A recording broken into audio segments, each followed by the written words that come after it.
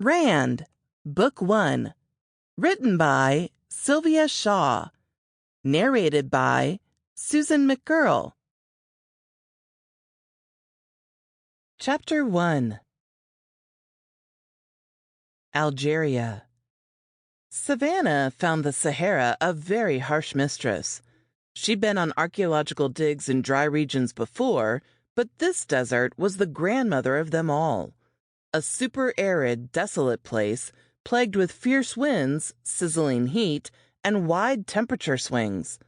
After 4 months, she'd lost 6 pounds, her arms were burnt brown, and the ends of her hair bleached to a dirty blonde. This morning, as she walked from the camp, she glanced around uneasily. Everything seemed off. The air was unnaturally heavy, the sky a leaden gray, and there were no signs of the little horned lizards scurrying amongst the rocks, or the brown-necked ravens that hunted in the stony outcrop above the dig. She looked over at the dunes in the distance that were the beginning of the deep desert. They were a ghostly white, as if all the color had been leached out of the sand. Shrugging off her disquiet, Savannah climbed down into the trench. She was working alone this morning, her partner having been laid low with a stomach bug, a common hazard in foreign lands. With her favorite tool, a small, flat-bladed trowel that had seen her through many digs, she knelt to continue the delicate excavation. And as usual, once she started, she completely forgot about time and the outside elements. 3 hours later, still totally focused on her work, and with loud music pumping through her earbuds, she missed the first warning signs.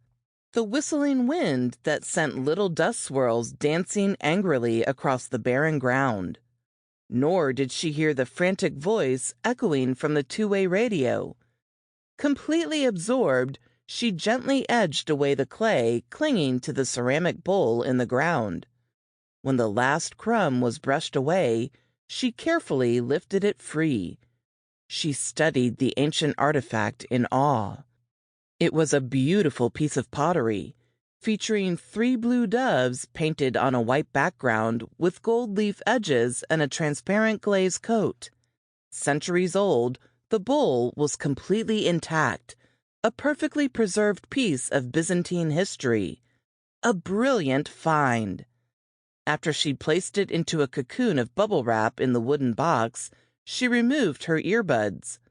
The shriek of the emergency siren immediately filled the air. Her boss's voice crackled from the handheld two-way radio attached to her belt.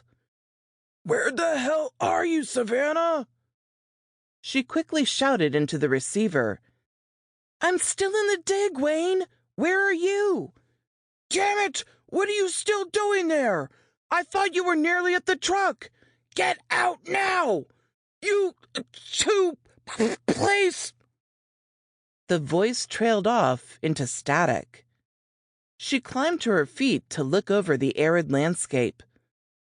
Oh my God, oh my God, oh my God! Her stomach clenched as her heart drilled through her ribs. Armageddon was coming.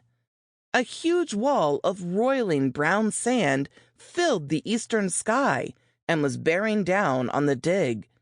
She'd never seen anything so terrifying. The billowing dark cloud had engulfed the cluster of palm trees in the distance and was about to swamp the company truck parked across the flat at their camp. She swallowed back her shock, aware she'd acted like a rookie. If she'd followed protocol and checked in every half hour, she would have been safe in the vehicle with the rest of the crew. The state-of-the-art truck was designed to handle very high winds and had an air conditioning unit pressurized to manage sand and dust. Fear replaced shock. To curb her panic, she pressed her hands hard into the dirt. 5 minutes max to get to shelter, or she was screwed. The truck was no longer an option.